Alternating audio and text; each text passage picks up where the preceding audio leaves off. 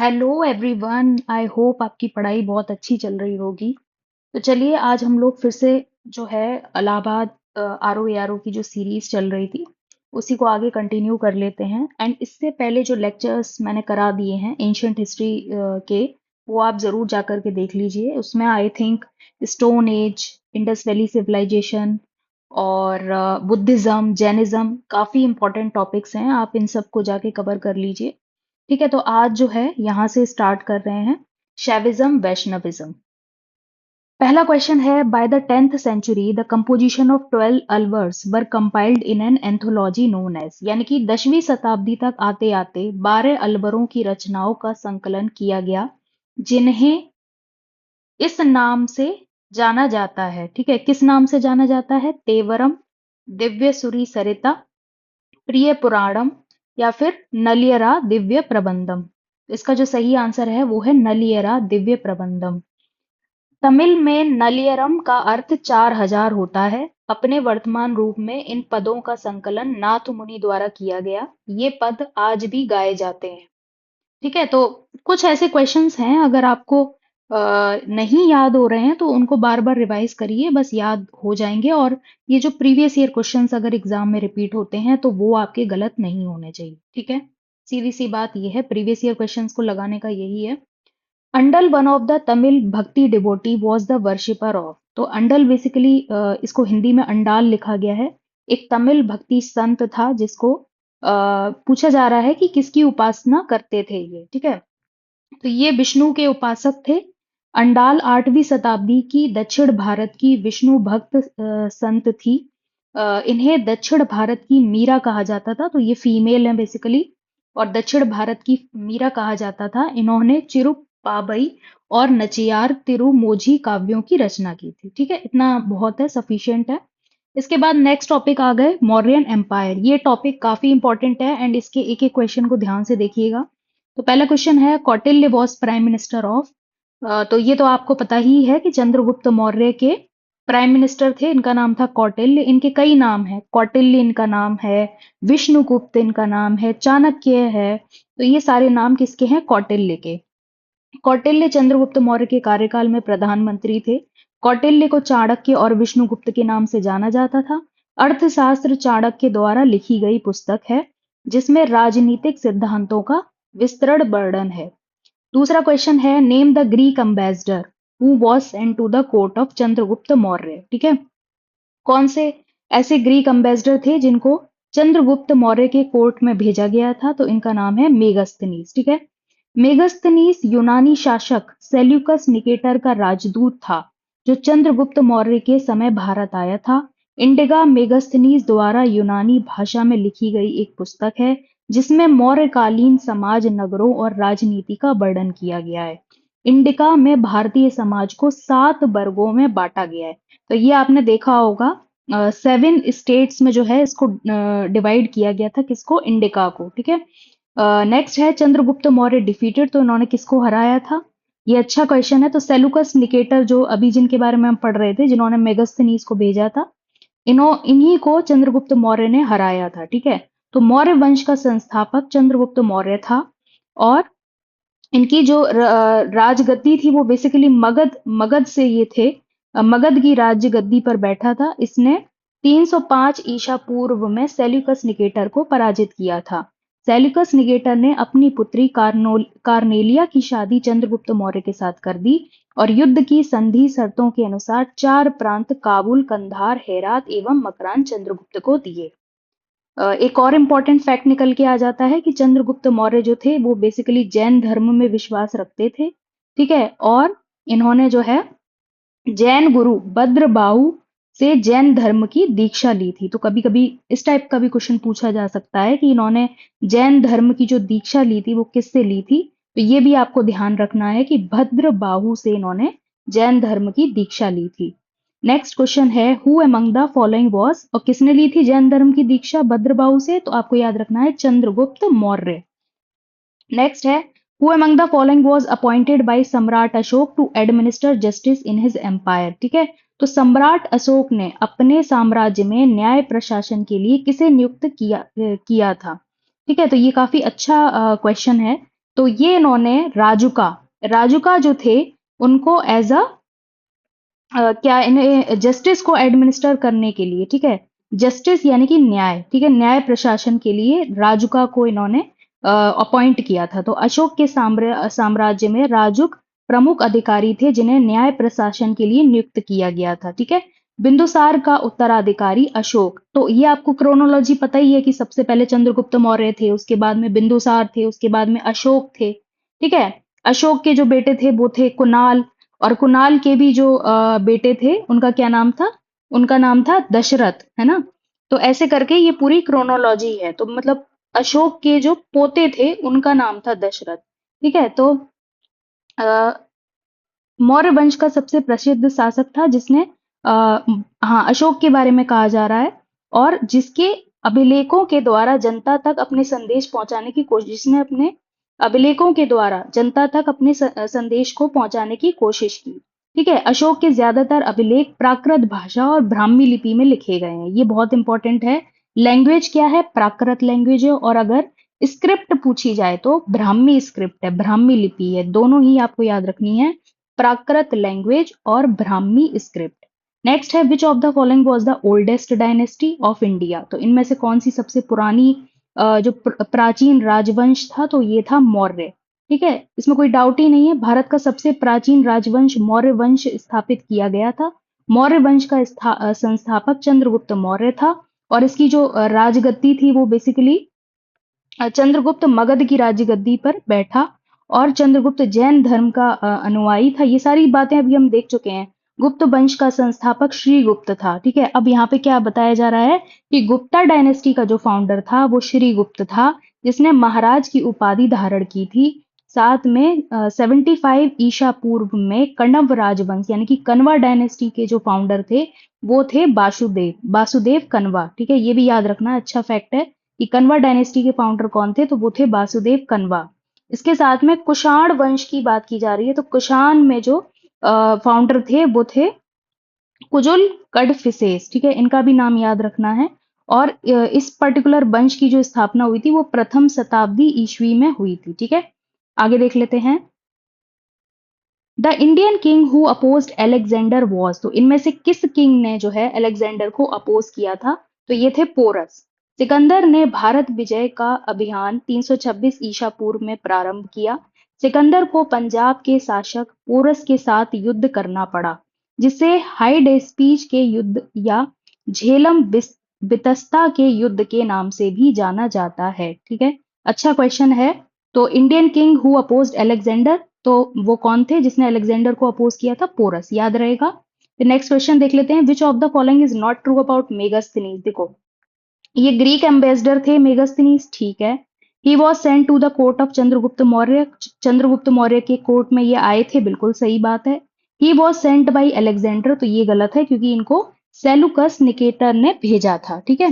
Then he wrote the book Indica, तो इन्होंने जो है बुक लिखी थी जिसका नाम था इंडिका, ये भी सही है, ठीक है। फिर आगे देख लेते हैं। अ, हाँ, इस जो बुक है, इन्होंने मेगास्थनीज जो किताब लिखी थी इंडिका, इसमें इन्होंने पाटलिपुत्र का जो है इसका वर्णन किया है इस बुक में, ठीक है। आगे देख लेते हैं। Which language is used in the inscription of सम्राट अशोक, तो ये तो अभी हमने देखा था कि इन्होंने प्राकृत लैंग्वेज और ब्राह्मी स्क्रिप्ट का अपने इंस्क्रिप्शंस में यूज किया है। जो इनके अभिलेख थे उसमें इन्होंने प्राकृत भाषा का और ब्राह्मी लिपि का उपयोग किया है, ठीक है। इसके साथ साथ और भी कुछ इसमें अच्छी बातें लिखी गई हैं, जैसे कि सम्राट अशोक मौर्य राजवंश के सम्राट थे, ठीक है। सम्राट अशोक के विषय में व्यापक जानकारी शिलालेख द्वारा ही मिलती है, ये भी ठीक है। इसमें जो एक अच्छी बात लिखी है वो ये है कि शिल लेखों में ब्राह्मी लिपि, खरोष्टी लिपि और आरमेइक लिपि का प्रयोग किया गया है, जिसमें सबसे अधिक ब्राह्मी लिपि का प्रयोग किया गया है, ठीक है। तो अगर सबसे ज्यादा पूछे तो ब्राह्मी लिपि बिल्कुल सही आंसर होगा। बाद बाकी और भी की गई हैं, खरोष्टी है, आरमेइक लिपि है, बाद बाकी और भी हैं, लेकिन सबसे ज्यादा पूछा जाए तो ब्राह्मी लिपि का प्रयोग किया गया है। और अगर लैंग्वेज की पूछी जाए तो प्राकृत लैंग्वेज, प्राकृत भाषा का उपयोग किया है। इसके बाद है कौटिल्य अर्थशास्त्र mainly deals with which aspect of modern period, तो ये अर्थशास्त्र जो है ये वैसे भी कौटिल्य की रचना है, जिनको विष्णुगुप्त भी कहा जाता है। और इन्होंने किस चीज पे फोकस किया था? इकोनॉमिक लाइफ, या फिर art of government and politics, religious life, या फिर सोशल लाइफ? तो इसका जो सही आंसर है वो है, इसमें बेसिकली इन्होंने, हाँ, जो गवर्नमेंट की जो पॉलिसीज थी उस टाइम पे, उस पे इन्होंने फोकस किया है। ठीक है, नाम इसका अर्थशास्त्र है, लेकिन बेसिकली आपको इसमें क्या जानने को मिलेगा, उस टाइम पे जो सरकार की कला और राजनीति थी उसके बारे में आपको जानने को मिलता था, जो अर्थशास्त्र कौटिल्य के द्वारा लिखी गई थी। ठीक है, अर्थशास्त्र में कुल 15 अधिकरण हैं। ठीक है, अर्थशास्त्र में मौर्यकालीन सामाजिक जीवन एवं आर्थिक व्यवस्था का भी उल्लेख है। ठीक है, इसके साथ साथ सामाजिक जीवन और आर्थिक व्यवस्था का भी उल्लेख है, लेकिन ज्यादा फोकस जिस चीज पे किया है, ठीक है, वही बात यहाँ पे लिखी है। इस पुस्तक में मुख्य रूप से मौर्यकालीन शासन व्यवस्था एवं राजनीति का वर्णन है। ठीक है, आगे देख लेते हैं। Who among the following historical person of India is known as Vishnugupta? तो ये हम लोग देख ही चुके हैं कि विष्णुगुप्त, चाणक्य, और इनका एक और नाम है, विष्णुगुप्त है, चाणक्य है, और कौटिल्य है। ठीक है, ये 3 नाम हैं इनके, तो इनको आप अच्छे से रट लीजिए। आगे देख लेते हैं। कौटिल्य की रचित पुस्तक अर्थशास्त्र में राज्य के सप्तांग सिद्धांत का उल्लेख किया गया है। ये 7 सिद्धांत हैं: राजा, अमात्य, जनपद, दुर्ग, कोश, सेना और मित्र। ठीक है, तो ये भी याद रखना है। To which dynasty did Ashoka belong? तो अशोक ऑब्वियसली मौर्यन डायनेस्टी से बिलोंग करते थे, मौर्य थे। अशोक विश्व प्रसिद्ध एवं शक्तिशाली भारतीय मौर्य राजवंश का महान सम्राट था। ठीक है, अब ये डिटेल्स आपको वैसे भी पता है, और उसकी राजधानी जो थी वो पाटलिपुत्र थी, ये सब बातें आपको पता ही हैं। और इस पर्टिकुलर मौर्य डायनेस्टी के जो संस्थापक थे, फाउंडर थे, वो तो चंद्रगुप्त मौर्य हैं ही हैं, वो हम देख ही चुके हैं। उन्होंने ही इस साम्राज्य की स्थापना की थी।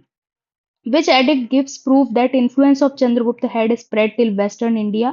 तो ये जो चंद्रगुप्त का जो इन्फ्लुएंस है वेस्टर्न इंडिया में दिखाई देता है, यानी कि पश्चिमी भारत में भी उनका प्रभाव जो था वो फैला हुआ था, वो किस हमें अभिलेख से पता चलता है? तो ये आपको याद रखना है, जूनागढ़ एडिक्ट ऑफ रुद्र दमन। काफी इंपॉर्टेंट क्वेश्चन है, कई बार ये पूछा गया है डिफरेंट डिफरेंट एग्जाम में। ठीक है, शक शासक रुद्रदमन का जूनागढ़ अभिलेख यह सिद्ध करता है कि चंद्रगुप्त का प्रभाव पश्चिमी भारत तक फैला हुआ था। इस अभिलेख में चंद्रगुप्त मौर्य के प्रांतीय शासक पुष्पगुप्त द्वारा सौराष्ट्र में सुदर्शन झील के निर्माण का वर्णन है। इसकी भाषा संस्कृति और लिपि ब्राह्मी है। इसके बाद में नेक्स्ट है, among the following which foreign traveller had come first to visit India?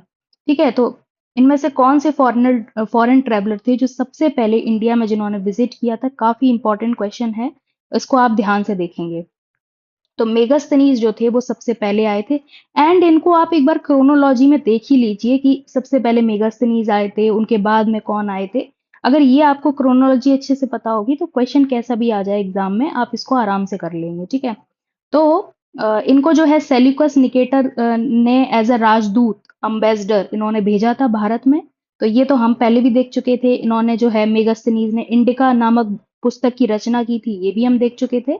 और इंडिका के अनुसार भारत का सबसे बड़ा नगर जो था वो था पाटलिपुत्र, यानी कि आज की डेट में जो पटना है। ठीक है, the most famous educational centre during the period of modern age was? तो जो सबसे फेमस एजुकेशनल सेंटर था, प्रसिद्ध शिक्षा केंद्र था, वो था तक्षशिला। ठीक है, मौर्य काल में प्रसिद्ध शिक्षा का केंद्र तक्षशिला था। यह प्राचीन भारत में गांधार प्रांत की राजधानी थी। तक्षशिला विश्वविद्यालय की स्थापना 500 ईसा पूर्व की गई थी। इसकी स्थापना राम के भाई भरत ने अपने पुत्र तक्ष के नाम पर रखा था। ठीक है, तक्षशिला। ठीक है, चलो आगे देख लेते हैं। Who establish the Maurya kingdom? तो मौर्य किंगडम को किसने एस्टैब्लिश किया? बिल्कुल पूछने वाली बात ही नहीं है, चंद्रगुप्त मौर्य, कई बार देख चुके हैं। आगे बढ़ते हैं। ठीक है, और हाँ, मौर्य डायनेस्टी के जो सबसे लास्ट जो रूलर थे वो थे बृहदरथ। और बृहदरथ के जो कमांडर थे पुष्यमित्र शुंगा, उन्होंने ही इनकी जो है हत्या कर दी थी, और शुंग वंश की जो है स्थापना वहां से हुई थी। ठीक है, शुंगा डायनेस्टी की। फिर आगे देख लेते हैं। और मौर्य साम्राज्य की राजधानी कहाँ थी? तो पाटलिपुत्र थी, यानी कि वर्तमान पटना। फिर आगे देख लेते हैं। और ये, हाँ, मौर्य साम्राज्य के प्रमुख शासक चंद्रगुप्त मौर्य, बिंदुसार और अशोक थे। ये सब चीजें अभी हम लोग पहले भी डिस्कस कर चुके हैं। The converging point of trade routes was? Dash which was connected with the silk route passing through central Asia. तो कन्वर्जिंग पॉइंट कौन सा था? अगर आप मैप में भी देखोगे तो ये तक्षशिला है, ठीक है, जो कि बेसिकली सिल्क रूट को पास करता है through central Asia. Takshashila Maurya काल में व्यापार मार्गों का अभिसरण या मिलान बिंदु था, जो मध्य एशिया से होते हुए सिल्क रूट से जुड़ा था। मौर्य काल में व्यापार जल एवं स्थल दोनों मार्गों से होता था, ठीक है। बस इसमें इतना ही जानने की जरूरत थी। Emperor Ashoka was the son of, तो ये तो आपको पता ही है कि बिंदुसार के बेटे थे। और बिंदुसार किन के बेटे थे? वो चंद्रगुप्त मौर्य के बेटे थे। तो बस इसमें और कुछ जानने की जरूरत नहीं है। ठीक है, आगे देखते हैं। Which Mauryan emperor started the general use of stone for monuments, ठीक है। तो किस मौर्य सम्राट ने स्मारकों के लिए पत्थर के प्रयोग की शुरुआत की थी? काफी अच्छा क्वेश्चन है और इसका आंसर है अशोक। देखो, बिंदुसार का उत्तराधिकारी अशोक हुआ, जो 269 ईसा पूर्व मगध की राजगद्दी पर बैठा। भारत में शिलालेख का प्रचलन सर्वप्रथम अशोक ने किया, ठीक है। ये बहुत बहुत इंपॉर्टेंट है, शिलालेख का प्रचलन। अशोक के शिलालेखों में ब्राह्मी, खरोष्टी, ग्रीक एवं आरमेक लिपि का प्रयोग हुआ है। और सबसे ज्यादा प्रयोग जो हुआ है वो ब्राह्मी लिपि का हुआ है, ये भी हम देख चुके हैं। आगे देख लेते हैं। कलिंगा वार चेंज द लाइफ ऑफ, तो इसने बेसिकली किसकी लाइफ चेंज कर दी थी? Ashoka the great. हुआ क्या था ना कि इसमें कई सारे लोगों की जो है मृत्यु हो गई थी कलिंगा वार में। और उसके बाद में अशोक ने जो है काफी अच्छी अच्छी चीजों को अपना लिया था। आपको पता है कि धम्मा दिया था इन्होंने, मतलब धर्म से रिलेटेड कई सारी इन्होंने चीजें बताई थी। और इन्होंने पूरी तरीके से युद्ध को त्याग दिया था कलिंगा वार के बाद में। तो सम्राट अशोक ने अपने राज्याभिषेक के 8वें वर्ष कलिंगा पर आक्रमण किया। अशोक के 13वें शिलेख, हाँ शिलालेख, तो मतलब जो इनका रॉक एडिक्ट 13 था वो आपको अच्छे से याद रखना है। उसमें कलिंगा वार के बारे में, यानी कि कलिंगा के युद्ध के बारे में जानने को मिलता है, ठीक है। लगभग 1 लाख लोग मारे गए और लगभग 1.5 लाख लोग युद्ध में बंदी बना लिए गए। युद्ध की विभीषिका स्थिति देखकर अशोक का मन द्रवित हो गया और उसने सदा के लिए युद्ध त्यागने की घोषणा की। नेक्स्ट है post modern empire, who among the following replaced Indo Greek in India. इनमें से किसने जो है भारत में इंडो ग्रीक की जगह ली? ये काफी अच्छा क्वेश्चन है। इसका जो सही आंसर है वो है सका, ठीक है। मौर्योत्तर काल में भारत पर विदेशी आक्रमणकारियों में प्रथम आक्रमणकारी भारतीय यूनानी यानी कि इंडो ग्रीक थे। इन इंडो ग्रीक शासकों के बाद शक आक्रमणकारियों ने भारत के बड़े भाग पर नियंत्रण किया। शकों को सीथियन नाम से भी जाना जाता है। चीनी ग्रंथों में शकों को सई तथा सई बाग कहा गया है। नेक्स्ट है who of the following was a senapati of the Mauryan empire and assassinated the last Mauryan emperor Brihadratha in 185 BC। तो अभी हमने ये चीज देखी थी कि बृहद्रथ जो कि लास्ट मौर्यन रूलर था, उसकी जो हत्या थी वो किसने की थी? वो शुंग वंश के संस्थापक पुष्यमित्र शुंग, जो कि बृहद्रथ के ही आर्मी में कमांडर था, ठीक है। उसने जो है इनकी हत्या करी। तो इसका आंसर हो जाएगा पुष्यमित्र शुंग। अंतिम मौर्य राजा बृहद्रथ के सेनापति थे। इन्होंने ही बृहद्रथ की हत्या करके शुंग वंश की स्थापना की। पुष्यमित्र शुंग ने 185 ईसा पूर्व में बृहद्रथ की हत्या की। पुष्यमित्र शुंग ने 2 बार अश्वमेध यज्ञ किया। ये बहुत इंपॉर्टेंट क्वेश्चन है। क्वेश्चन आ सकता है कि 2 बार अश्वमेध यज्ञ किसने किया? ये कई बार पूछा भी गया है। अश्वमेध यज्ञ, 2 अश्वमेध यज्ञ किसने किए? तो पुष्यमित्र शुंग ने किए। इनके लिए पतंजलि ने अश्वमेध यज्ञ करवाए, ठीक है। Who was the founder of Kanva dynasty? तो ये तो अभी हमने देखा था, वासुदेव कन्वा जो थे वो कन्वा डायनेस्टी के या फिर कड़व राजवंश के संस्थापक थे। भारतीय इतिहास में शुंग वंश के अंतिम शासक देवभूति की हत्या कर वासुदेव ने कड़व वंश की नींव 75 ईसा पूर्व में डाली। कड़व वंश एक ब्राह्मण वंश था। इसका अंतिम शासक सुशर्मन था, ठीक है। अंतिम शासक भी देख लो जो कण्व वंश का था, वो था Susharman. The capital of Kanishka was, तो क्या थी कनिष्का की कैपिटल? तो पुरुषपुर, या फिर इसको पेशावर भी कहते हैं, ठीक है। तो ये आपको बिल्कुल अच्छे से याद रखना है। कनिष्का की जो कैपिटल थी कनिष्क की, वो पेशावर थी और दूसरी राजधानी मथुरा थी। तो पहली राजधानी क्या हो गई? पेशावर हो गई, या फिर इसको पुरुषपुर भी कहते हैं, और दूसरी जो है वो है Mathura. In the kingdom of Satavahanas of ancient India district was called, district को क्या कहा जाता था? तो इसको कहा जाता था आहार। डिस्ट्रिक्ट को क्या कहा जाता था? आहार। फिर नेक्स्ट है, the government of the Satavahana kingdom was organised in the traditional lines where in the kingdom was divided into janapada. ठीक है, तो बेसिकली जो किंगडम जो थे सातवाहना किंगडम के टाइम पे उसको डिवाइड किया गया था, उसको जनपद कहा जाता था, जनपद। ठीक है। The another reason for the decline of Mauryaans was that the coup of dash of was a people revolt against Mauryan oppression and rejection of the Mauryan adoption of foreign ideas, as for instance in Mauryan art। यानी कि मौर्यों के पतन का एक अन्य कारण यह था कि डैश का तख्ता पलट मौर्यों के उत्पीड़न के खिलाफ लोगों का विद्रोह था और मौर्य कला उदाहरणार्थ मौर्यों द्वारा विदेशी विचारों को अपनाने के प्रति उनका अस्वीकार। तो वैसे भी मौर्यन के अपोज में जो आए थे वो आप वैसे भी इसका अंदाजा लगा सकते हो, और तो कोई इसमें हो ही नहीं सकता। तो पुष्यमित्र सुंग जो थे वो इससे रिलेटेड थे। फिर स्टार्ट होता है गुप्ता एम्पायर, इसको भी हम देख लेते हैं। Discovery of decimal system used in mathematics is credited to, तो ये किसके टाइम पे हुआ था? ये गुप्ता पीरियड के टाइम पे हुआ था, क्योंकि ये जो डेसिमल सिस्टम है इस टाइम पे ना ये सब आ गए थे, आर्यभट्ट वगैरह वगैरह, तो इसीलिए ये बोला जा रहा है जो डेसिमल सिस्टम है। तो देखो गुप्त काल में आर्यभट्ट ने गणित में प्रयोग की जाने वाली दशमलव पद्धति और शून्य का आविष्कार किया। आर्यभट्ट ने आर्यभट्टियम एवं सूर्य सिद्धांत नामक ग्रंथ लिखे। Who among the following is the daughter of one of the most important ruler in early Indian history? Chandragupta second. ठीक है, तो कौन थे? प्रभावती गुप्ता। ठीक है, मतलब इनकी चंद्रगुप्त सेकेंड की जो डॉटर थी उनका नाम पूछा जा रहा है, तो वो उनका क्या नाम था?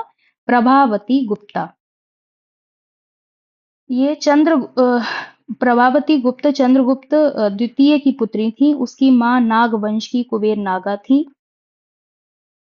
प्रभावती गुप्त का विवाह बकटका वंश के राजा रुद्रसेन द्वितीय से हुआ था। रुद्रसेन की मृत्यु के बाद प्रभावती ने अपने अल्प वयस्क पुत्रों की संरक्षिका के रूप में शासन किया। रामगुप्त के बाद चंद्रगुप्त द्वितीय गद्दी पर बैठा। चंद्रगुप्त द्वितीय चांदी के सिक्के जारी करने वाला पहला गुप्त शासक है। ये लाइन काफी इंपॉर्टेंट है। इस सबसे पहले चांदी के सिक्के जारी करने वाला पहला गुप्त शासक कौन था? तो वो था चंद्रगुप्त द्वितीय। ठीक है, वीडियो को बार बार रिवाइज करिएगा, पक्का याद होंगी चीजें। Largest number of gold coins were issued in which of the following period? तो सबसे ज्यादा जो गुप्ता पीरियड में ये हुए थे गोल्ड कॉइन्स। ठीक है,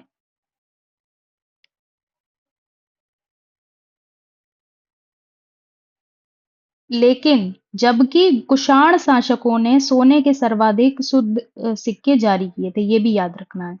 ठीक है, और कुषाण वंश के संस्थापक कौन थे? उनका नाम था कुजुल कडफिसेस। ठीक है, आगे देख लेते हैं। The Mehrauli pillar inscription belongs to the period of the, तो मेहरौली पिलर इंस्क्रिप्शन जो है वो गुप्ता के टाइम से रिलेटेड है। मेहरौली का लौ स्तब्ध अभिलेख गुप्त वंश से संबंधित है। मेहरौली दिल्ली में कुतुब मीनार के परिसर में स्थापित यह लौ स्तब्ध भारतीय शिल्पकारों की कुशलता का अद्भुत प्रमाण है। इसके बारे में जानकारी हमें इस पर खुद खुदे अभिलेख से मिलती है। इसमें चंद्र नाम के एक शासक का जिक्र है जो संभवतः गुप्त वंश से संबंधित है। ठीक है, तो ये हमें जो है मेहरौली पिलर के बारे में पूरी जो इंफॉर्मेशन है वो मिल गई है। तो मेहरौली स्तब्ध अभिलेख किसके समय से संबंधित है? तो ये गुप्त वंश से संबंधित है। आगे देख लेते हैं।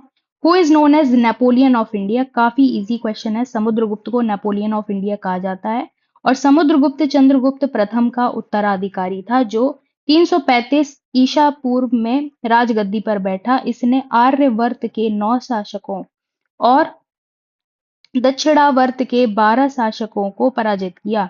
इन्हीं विषयों के कारण समुद्रगुप्त को भारत का नेपोलियन कहा जाता है। इसने अश्वमेध कर्ता, व्याघ्र पराक्रमः एवं परम भागवत की उपाधि धारण की। यह विष्णु का उपासक था। ये भी इंपॉर्टेंट है कि समुद्रगुप्त किसकी उपासना करता था? तो विष्णु भगवान की उपासना करता था। आपको ये जो छोटी से छोटी डिटेल्स हैं उन पे फोकस करना है, क्योंकि एग्जाम में कुछ भी मैच करने के लिए या फिर फैक्चुअल नॉलेज पूछी जा सकती है। In which century did famous Chinese pilgrim Fahien visited India? ठीक है, तो पहले तो डेट जान लेनी है, तो ये 4वीं शताब्दी एडी में आया था, 4th सेंचुरी एडी में। और फाहियान जो है, ये आपको पता होना चाहिए कि चंद्रगुप्त द्वितीय के समय पे आया था, ठीक है। और अगर पूछा जाए कि युनसांग किसके टाइम पे आया था, तो युनसांग जो है वो हर्षवर्धन के टाइम पे आया था। बिल्कुल कंफ्यूजन नहीं होना है। फाहाइन जो है वो 4वीं शताब्दी में भारत आने वाला पहला चीनी तीर्थ यात्री था। उसने चंद्रगुप्त द्वितीय के शासनकाल के दौरान भारत की यात्रा की थी।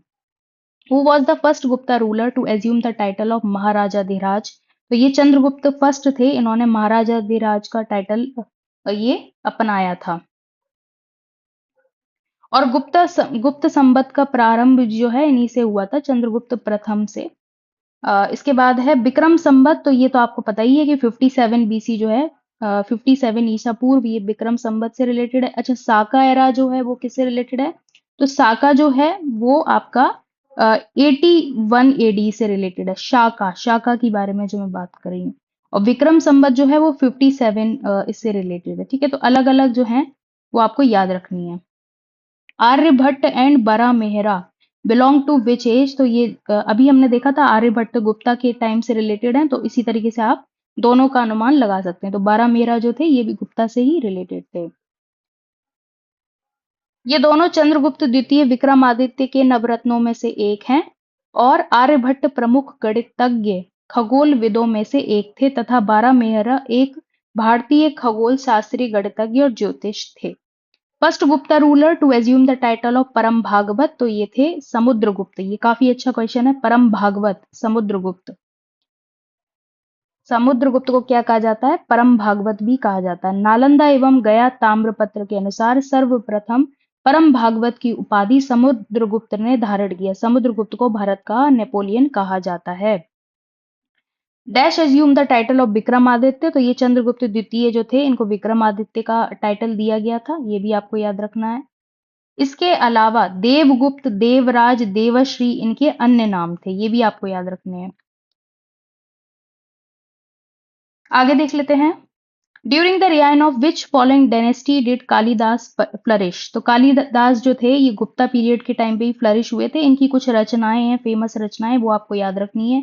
जैसे कि अभिज्ञान शकुंतलम, मेघदूतम, ऋतु संहार, ये इनकी कुछ प्रमुख रचनाएं हैं। कालिदास पहली शताब्दी ईसा पूर्व के संस्कृत भाषा के महान कवि थे। संस्कृत भाषा के, ये भी याद रखना है, ठीक है। चंद्रगुप्त द्वितीय के दरबारी रत्नों में से एक थे कालिदास जी।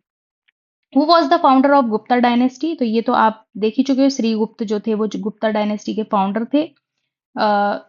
ठीक है। प्रभावती गुप्ता के पूना ताम्रपत्र में श्रीगुप्त को आदिराज कहा गया है। तो आदिराज ऐसा है ना कि टाइटल मैच करने के लिए आ सकता है, जैसे कि श्रीगुप्त को आदिराज कहा जाता था, ठीक है। समुद्रगुप्त को नेपोलियन ऑफ इंडिया कहा जाता था, ठीक है। इसी तरीके से सबका आ सकता है, किसको क्या कहा जाता था, परम भागवत किसको कहा जाता था, ऐसे ये सारे पूछे जा सकते हैं। श्रीगुप्त के बाद इसका पुत्र घटोत्कच गद्दी पर बैठा था। The next the decimal numeral system including the concept of zero was invented in India during which one of the following dynasty? तो ये तो अभी हमने देखा ही था, गुप्ता डायनेस्टी के टाइम पे। और ये जो डेसिमल सिस्टम था इसका जो श्रेय जाता है ये बेसिकली आर्यभट्ट को जाता है, ठीक है। इनमें जो है छपड़क, कुछ जो है नवरत्न के बारे में बात की जा रही है गुप्ता साम्राज्य के टाइम पे। छपड़क थे, बेताल, भट्ट थे, बररुचि, धन्वंतरी, कालिदास, ये सब कौन थे? ये नवरत्न थे। इनका भी नाम याद रखना है। चंद्रगुप्त द्वितीय के काल में कला, विज्ञान तथा साहित्य क्षेत्र में अभूतपूर्व कार्य किया गया, ठीक है। और ये जो नवरत्न है वो तो हमने देख ही लिए। फिर who among the following organised Ashvamedha yajna? ठीक है, तो ये समुद्रगुप्त जो थे इन्होंने इन्होंने क्या किया था? समुद्रगुप्त ने अश्वमेध यज्ञ किए थे, ठीक है। आगे देख लेते हैं। Who among the following was popularly known as Napoleon of ancient India? अभी देखा था आपने समुद्रगुप्त, तो इसका आंसर समुद्रगुप्त है। फिर नेक्स्ट क्वेश्चन है the Shudras in the Gupta period, ठीक है। शूद्र जो थे गुप्ता पीरियड में, क्या उनको परमिटेड था to listen to the Ramayana, the Mahabharata and Purana? पहला स्टेटमेंट है। दूसरा है economic status of the Shudra improved in the Gupta period and they were mainly represented to the agriculturist, ठीक है। तो देखो, दोनों जो स्टेटमेंट है वो सही हैं, लेकिन ये कोई एक दूसरे से रिलेट नहीं कर रहे हैं, ठीक है? तो ये बात सच है कि गुप्ता पीरियड में शूद्र को रामायण, महाभारत, पुराण इन सब से ताल्लुक रखने दिया जाता था, इनको सुनने दिया जाता था। और जो इकोनॉमिक स्टेटस था शूद्र का, वो गुप्ता पीरियड में सुधर गया था, ठीक है? और वो बेसिकली एग्रीकल्चरिस्ट थे। दोनों बातें सही हैं, लेकिन इन दोनों का एक दूसरे से कोई ताल्लुक नहीं है, इसलिए both A and R true and R is not the correct explanation of A, ठीक है? तो इतना ही रखते हैं। आगे इसके जो टॉपिक हैं वो नेक्स्ट लेक्चर में कवर करेंगे। एंड अगर आपको ये लेक्चर अच्छा लगा हो तो प्लीज लाइक कर दीजिएगा एंड अपने फ्रेंड्स के साथ में शेयर कर दीजिएगा। और अभी तक चैनल को सब्सक्राइब नहीं किया हो तो प्लीज प्लीज चैनल को सब्सक्राइब कर लीजिए। आई होप आपको ये लेक्चर पसंद आया होगा। चलिए, थैंक यू।